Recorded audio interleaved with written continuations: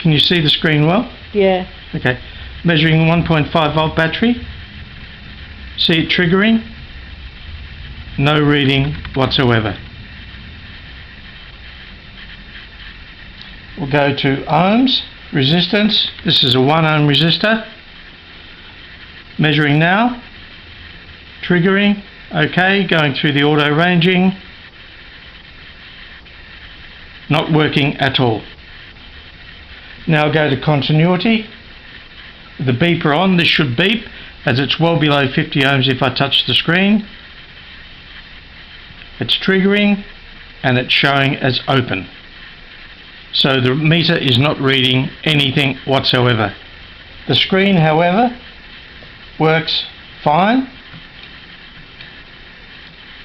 but it does not measure anything. Thank you. I'll just turn it off.